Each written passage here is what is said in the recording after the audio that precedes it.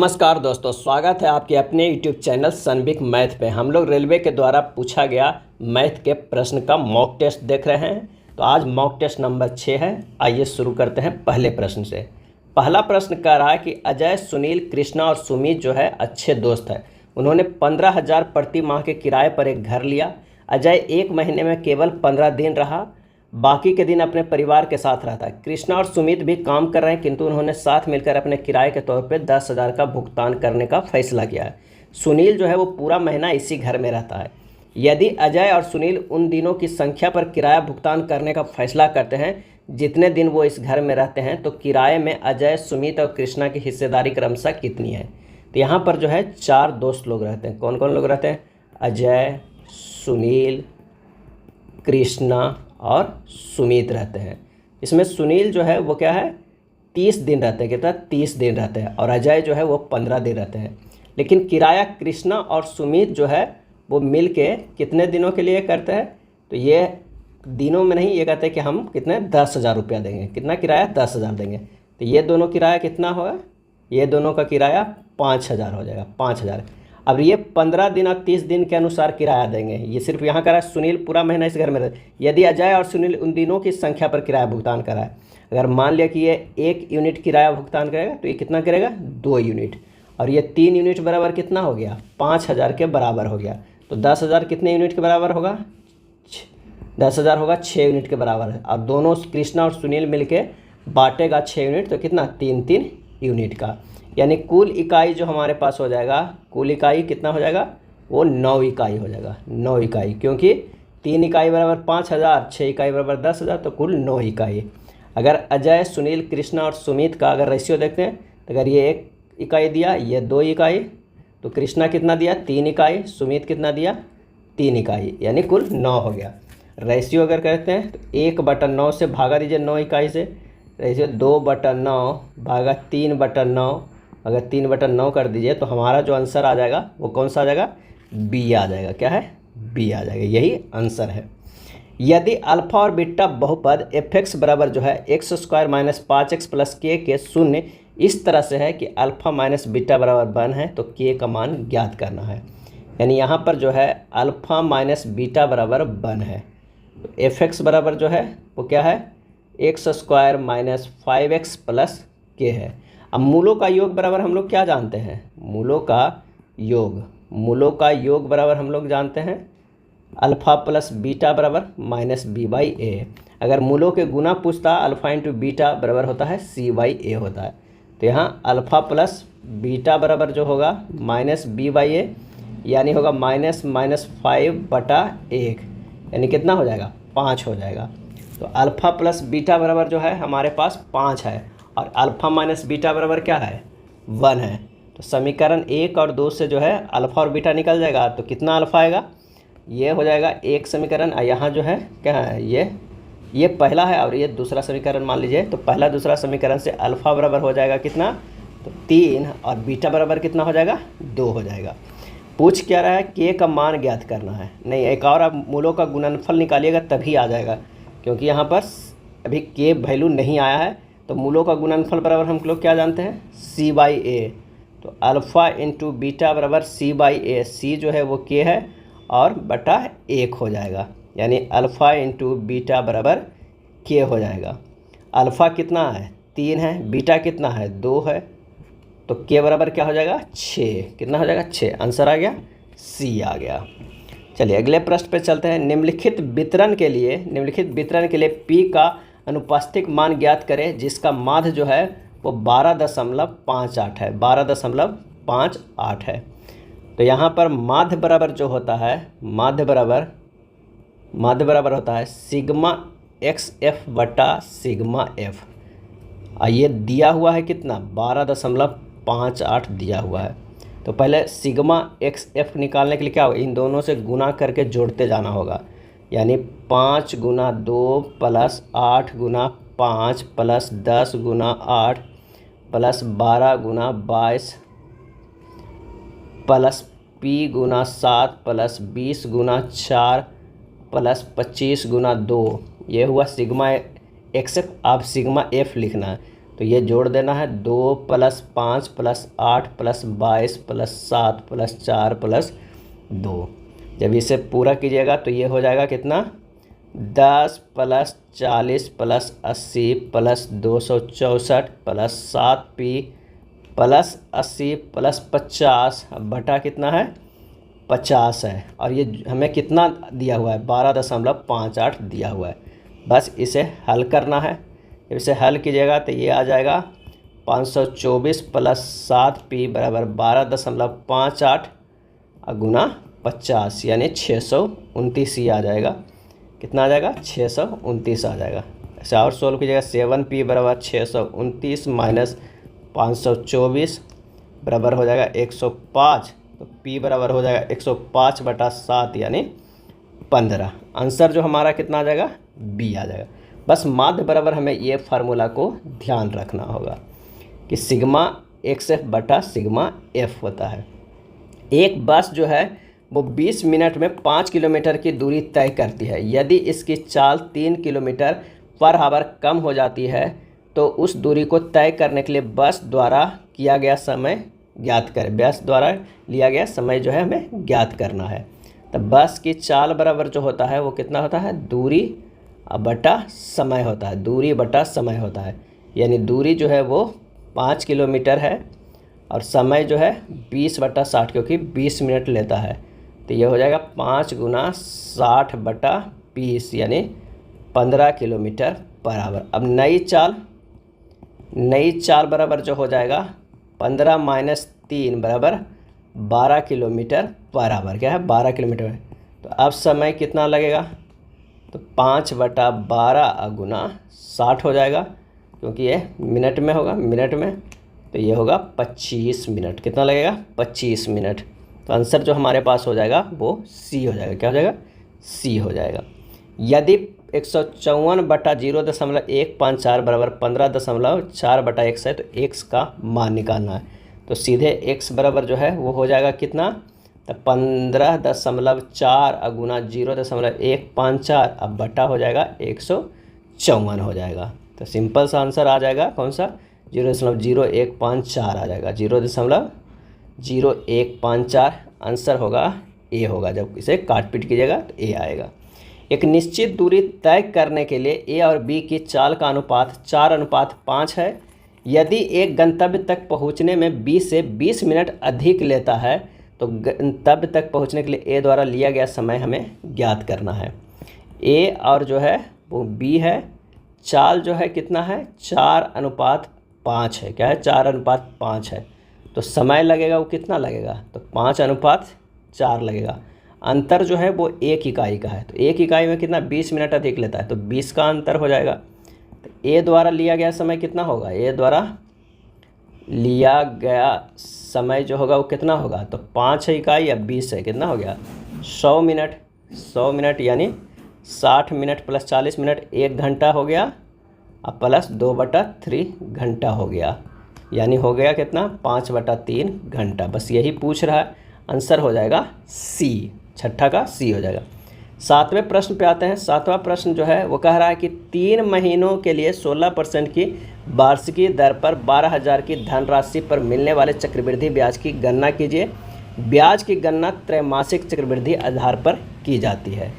तो अगर त्रैमासिक हो जाएगा तो दर जो हमारा हो जाएगा कितना, 16/4 बराबर 4% हो जाएगा। और समय जो हो जाएगा वो कितना हो जाएगा, 3/12 गुना 4 बराबर कितना हो जाएगा, 1 हो जाएगा। क्या होगा, 1 होगा। तो ब्याज जो हमारा है, क्योंकि कह रहा है कि धनराशि मिलने पर 3 महीने के लिए कह रहा है, तो समय जो हो जाएगा 1 वर्ष हो जाएगा। तो चक्रवृद्धि ब्याज बराबर जो हो जाएगा वो 12,000 के 4% निकालिएगा तो हो जाएगा कितना, 480 रुपया। क्या है, 480 रुपया। आंसर जो हो जाएगा ऑप्शन ए हो जाएगा। क्या हो जाएगा, ए हो जाएगा, क्योंकि समय जो है वो 1 ही साल का है। अगला है, दिए गए त्रिभुज ABC में DE जो है वो पैरेलल जो है BC है और AD बराबर 3/5 है। तो AC बराबर 5.8 सेंटीमीटर है। तो AE हमें ज्ञात करना है। क्या करना है, AE हमें ज्ञात करना है। यहाँ पर देखते हैं कि त्रिभुज जो है वो ABC तथा त्रिभुज ADE जो है वो क्या है, समरूप है। क्या है, समरूप है।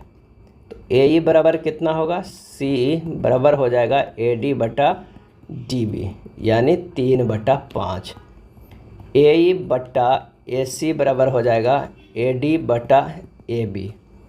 क्या है, AD बटा AB बराबर इसे लिख सकते हैं AD बटा AD प्लस DB, यानी 3/3 + 5 यानी 3/8 हो जाएगा। तो AE बटा AC बराबर कितना हो गया, 3/8, और AC जो दिया हुआ है कितना, 5.8। तो AE बराबर हो जाएगा 5.8 गुना, इधर चला गया है ये इधर, तो गुना 3/8। क्या है, 3/8। आंसर हो जाएगा 2.1 सेंटीमीटर। कितना, 2.1 सेंटीमीटर। ए जो है वो सही आंसर हो जाएगा। अगला है कि राजेश एक कार्य को जो है वो 4 दिनों में पूरा कर सकता है, जबकि महेश उसी कार्य को 3 दिनों में पूरा कर सकता है। एक 4 दिनों में, यदि वे दोनों मिलकर कार्य पूरा करते हैं तो कुल मिलाकर 350 रुपये का भुगतान प्राप्त होता है। तो राजेश का हिस्सा क्या हो जाएगा। अगर ये राजेश है और ये महेश है, कार्य का जो दिन होता है वो कितना है, 1 का 4 है तो 3 है, तो क्षमता भी तो होगा 3:4 का। अब राजेश का हिस्सा कितना होगा, राजेश का हिस्सा पूछ रहा है, तो 3/4 3 7 गुना कितना है, 350 रुपया। तो 7×5 कितना हो जाएगा, 150 रुपया हिस्सा। आंसर हो जाएगा ऑप्शन डी हो जाएगा। चलिए अगला प्रश्न है, P/Q के रूप में दिया हुआ है और महत्तम समावर्त निकालना है। तो SCF बराबर हम लोग फार्मूला जानते हैं, SCF बराबर अंशों का SCF बटा हरों का LCM होता है, अगर इस तरह दिया हुआ है। तो यहाँ पर SCF निकालना है किसका, 2 4 8 10 का, और LCM निकालना है कितना, किसका, 3 9 15 और 21 का, ये निकालना है। तो आंसर जो हमारे पास हो जाएगा, ऊपर 2 हो जाएगा, नीचे 315 हो जाएगा। सही जवाब हो जाएगा डी हो जाएगा। 11 नंबर प्रश्न पे आते हैं कि 1/4 प्लस 1/4 गुना 5 प्लस 1/4 गुना 5 गुना 6 का मान ज्ञात कीजिए। तो यहाँ जो हो जाएगा वो कितना हो जाएगा, 1/4 प्लस 1/520 प्लस 1/120 हो जाएगा। यानी ये जो हो जाएगा 0.25 प्लस 0.05 प्लस 0.0083, सबको जोड़ दीजिएगा, हो जाएगा 0.3083, यानी इक्वल टू 0.31। सिर्फ इसमें जोड़ना है, आंसर हो जाएगा बी। चलिए 12 नंबर प्रश्न पे आते हैं। 12 नंबर प्रश्न को कह रहा है कि 16 कॉट ए बराबर 12 है। क्या है, 16 कॉट ए बराबर 12 है। तो यहाँ पर हो जाएगा कॉट ए बराबर कितना, 12/16 यानी 3/4। तो निकालना क्या है, sign A plus cos A बटा sign A minus cos A. अब अंश और हर में ना यहाँ साइन ए से भागा दे दीजिए, तो साइन ए बटा साइन ए, यहाँ क्या होगा, sign A plus cos A को भागा दीजिए, तो साइन ए बटा ये हो जाएगा sign A minus cos A बटा क्या होगा, साइन ए। जब इसे भागा दीजिएगा तो ये हो जाएगा कोई चीज़, साइन ए कटेगा तो क्या हो जाएगा, ये आ जाएगा 1, और कॉस ए बटा साइन ए होगा तो वो बन जाएगा कॉट ए, और नीचे क्या आ जाएगा 1 माइनस कॉट ए। अब मान रख देना है, 1 + 3/4 होता है, अब 1 - 3/4। आंसर जो आ जाएगा वो 7 के बराबर आ जाएगा। क्या है, बराबर आ जाएगा। नेक्स्ट है, दिए गए विकल्पों में से उस संख्या को ज्ञात कीजिए जो इतना को पूर्ण रूप से विभाजित करेगा। एक कोई संख्या दिया हुआ है, उस संख्या को ज्ञात करना जो इतना को पूर्ण रूप से जो है विभाजित करेगा। तो यहाँ पर ये 3 के पावर जो है 61 जो है, अगर हम कॉमन ले लेते हैं तो 1 + 3 के पावर 1 + 3 के पावर 2 + 3 के पावर 3 हमारे पास बचेगा। यानी 3 के पावर 61 बराबर हो जाएगा 1 + 3 + 9 + 27 बचेगा। यानी 3 के पावर 61 गुना 40 होगा। क्या हो जाएगा, 3 के पावर 61 गुना 40। इसे और लिख सकते हैं सिंपल, 3 के पावर 60 गुना 3 गुना 40 लिख सकते हैं। 3 के पावर 1 हो गया, 1 बाहर निकाल दिए तो गुना 40, यानी 3 के पावर 60 गुना 3 के पावर 1 गुना 10 गुना 4 हो जाएगा। अब यहाँ से देखने से होता है, पता चलता है कि ये जो है 3 गुना 10 से ये डिविजेबल होगा। अगर 3 गुना 10 से पूर्णतः डिविजेबल है तो यानी ये पूरे जो संख्या है वो डिविजेबल होगा 30 से। कितना? 30 से, क्योंकि इसे लिख सकते 3 के पावर 60 गुना 30 गुना 4, तो ये डिविजेबल है किससे? 30 से है। अगला है महेश ने अपने स्टॉक का 3/4 हिस्सा 20% के लाभ पर और शेष स्टॉक को 15% के लाभ पर बेचा, कुल लाभ प्रतिशत ज्ञात कीजिए। तो 3/4 हिस्सा, अगर मान लिया कि कुल स्टॉक कितना है 100 है, उसका 3/4 को हिस्सा का बेचा कितने पे? 20% के लाभ पे, यानी 3x/20 हो जाएगा। क्या है? 20 हो जाएगा। और एक अगला को जो बेचता है कितना बचता है? 1/4 स्टॉक उसके पास बचता है, उसको जो है कितने पर है? 15% पे, तो ये बेचता है 3x/80 पर। तो कुल लाभ उससे क्या हो गया? कुल लाभ जो हो गया 3x/20 प्लस 3x/80, यानी 3x/16 हो गया। तो लाभ परसेंट बराबर क्या हो गया? 3x/16 गुना 100 बटा कितना था करें स्टॉक? x था। जब इसे कीजिएगा कैलकुलेट तो हो जाएगा 18.75%, लगभग जो है 19% के बराबर हो जाएगा। आंसर हो जाएगा 19%। एक और मेथड से भी बना सकते हैं शॉर्टकट में कि 3/4 गुना 20% प्लस 1/4 गुना 15%, तो ये हो गया 15% प्लस ये हो गया 3.75%, बराबर हो गया 19% के करीब। आंसर हो जाएगा सी। नेक्स्ट प्रश्न है, यदि x बराबर r sine a cos c है, y बराबर r साइन a c है और z बराबर r cos a है, तो x² plus Y square plus Z square का मान जो है वो क्या होगा? तो यहाँ पर तो 3 दिया हुआ x y z, निकालना कह रहा है x² plus Y square plus Z square. आइए उसमें मान रख देते हैं, r sine a into cos C के square plus r sine a into sine C के square plus r cos a के स्क्वायर है। इसे चलिए और सिंपल में तोड़ते हैं, r square sine square a into cos square c plus r square sine square a into sine square c plus r square cos square a। आ गया, इसे टूट गया। अब इसे फिर से लिखिए, r स्क्वायर साइन स्क्वायर एक कॉमन ले लेते हैं तो क्या होगा? बचेगा इसमें कॉस स्क्वायर c प्लस इसमें बचेगा साइन स्क्वायर c प्लस जो ये हो जाएगा r square cos square a। इसे लिख सकते हैं r square sine square a ये cos square c plus sign square c, यानी ये हो जाएगा कितना मान? इसका 1 हो जाएगा plus r square cos square a हो जाएगा। फिर से r स्क्वायर कॉमन ले लीजिए, sign square a plus cos square a हो जाएगा। ये क्या हो गया? 1 के बराबर होगा, गुना 1 बराबर कितना हो जाएगा? r square. यही हमारा आंसर हो जाएगा, डी हो जाएगा। क्या है? डी हो जाएगा। वह छोटी से छोटी पूर्णांक संख्या ज्ञात करें जिसे इसके अनुपात 5:6 है को दोनों संख्या से घटाने पर प्राप्त अनुपात 17:22 से कम होता है।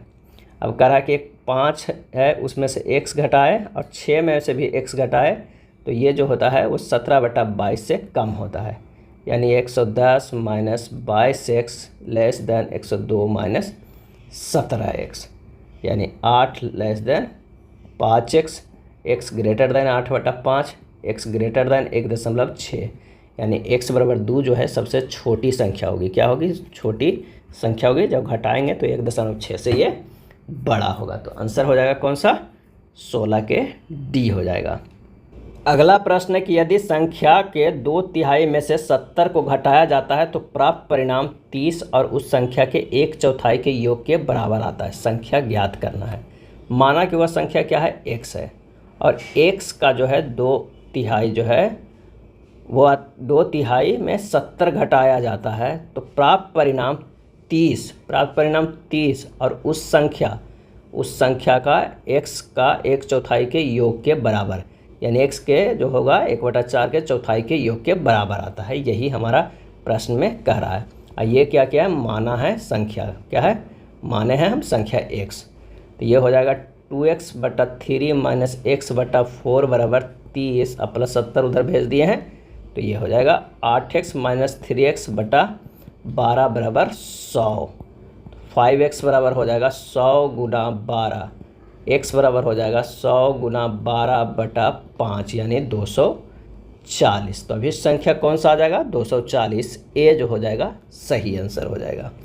यदि एक परीक्षा में 370 छात्र शामिल हुए जिनमें से 352 उत्तीर्ण हुए तो उत्तीर्ण छात्रों की प्रतिशत क्या हो जाएगा? तो उत्तीर्ण छात्रों की प्रतिशत बराबर हो जाएगा सीधे 352 बटा कुल छात्र 370 गुना 100 कर दीजिए, हो जाएगा 95.13% यानी 95%। इस सेट का जो है ये सबसे आसान सा प्रश्न दिया था, आंसर हो जाएगा डी। यदि दो संख्याओं का योग 17 है और उनके वर्गों का योगफल 145 है तो संख्या ज्ञात कीजिए। दो संख्याओं का योग जो है वो 17 है, तो आप ऑप्शन से ही देख के बने ऐसे प्रश्न को, काफ़ी इजी होगा ऑप्शन से। अगर मान लें कि बी लिखते हैं तो 8 + 9 क्या हो जा रहा है? 17 हो जा रहा है। सब में आएगा 17 ही है ऑप्शन में शुरुआत का, लेकिन 8 + 9 लेते हैं 17 है। अब कर रहा है उनके वर्गों का योग 145 है, 8 × 8 = 64 और 9 × 9 जो है वो 81 बराबर कितना हो जा रहा है? 145।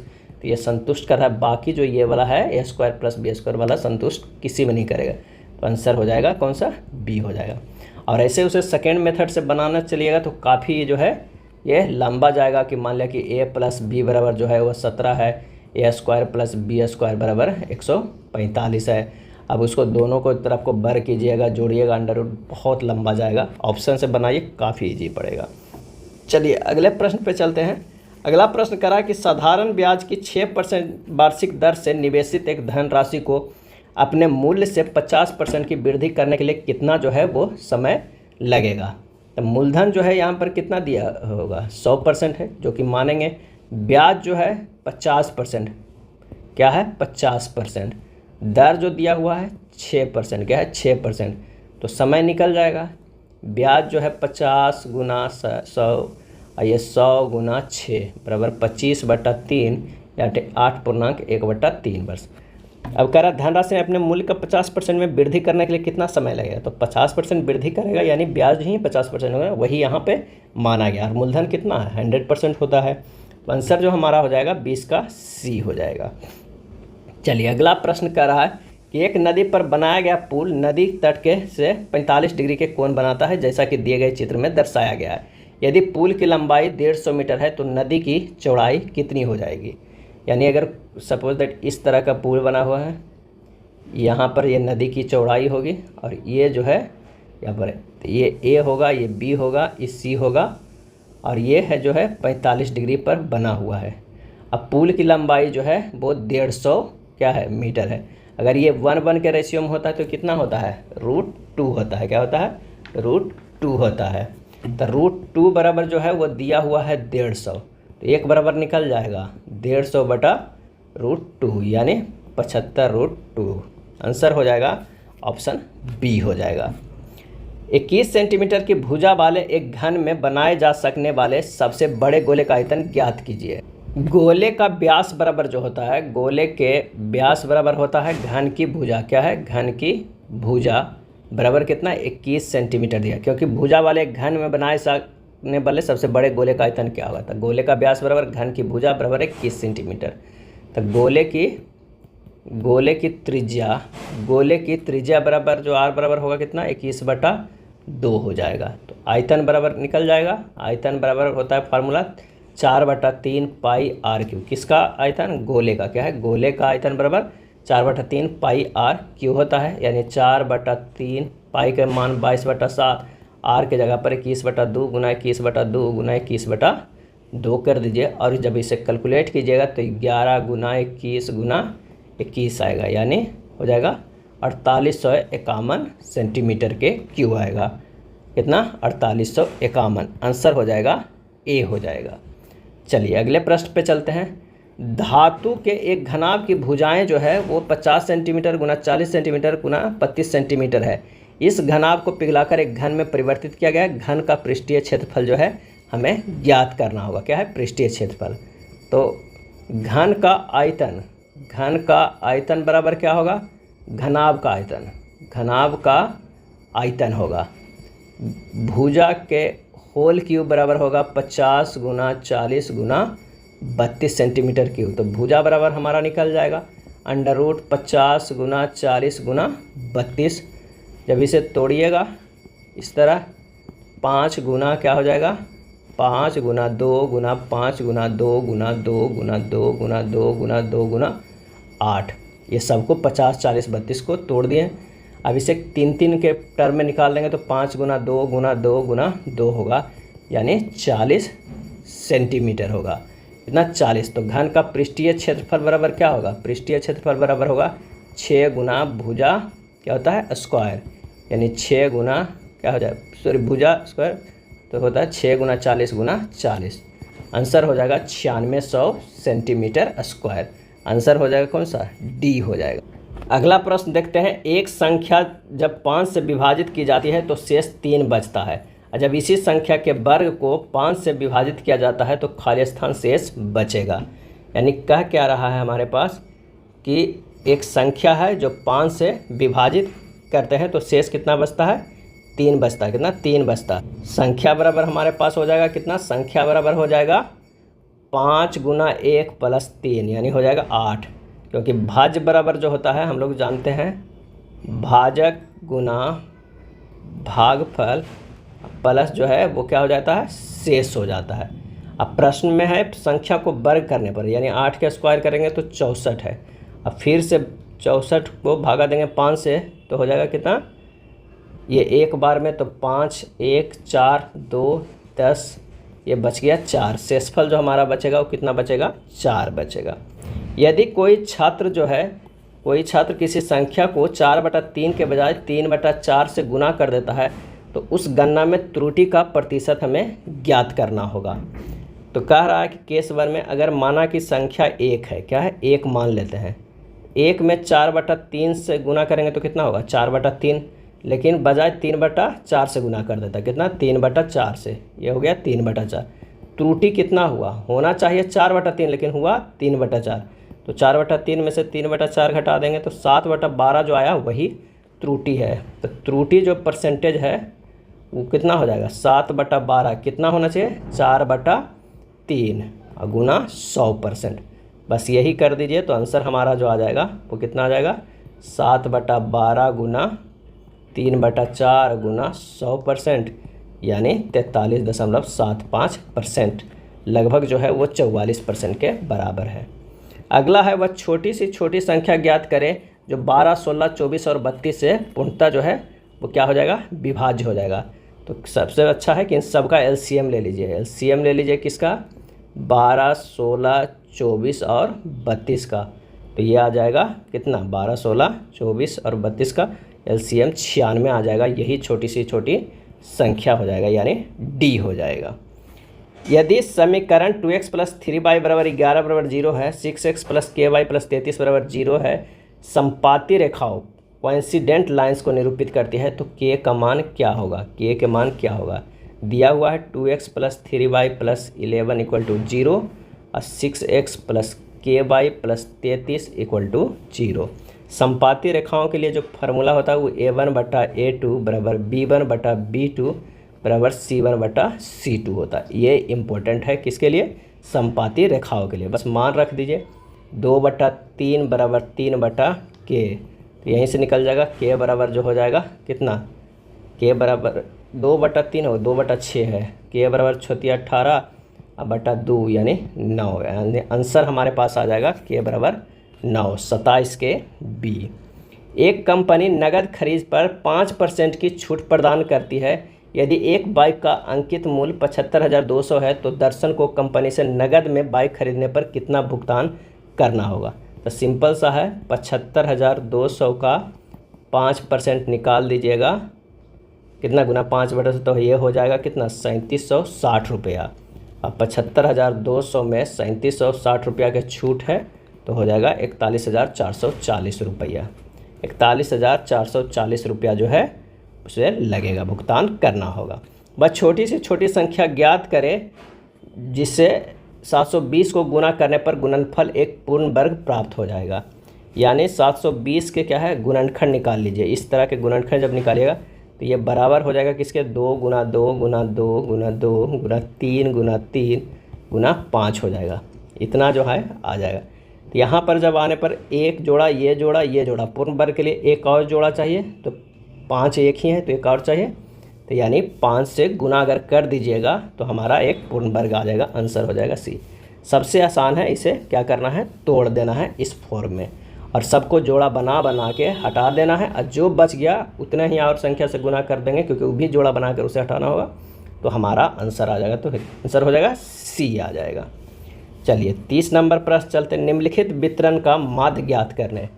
तो माध्य बराबर, इससे पहले भी प्रश्न बनाए थे, माध्य बराबर होता है सिग्मा एक्स एफ बटा सिग्मा एफ होता है।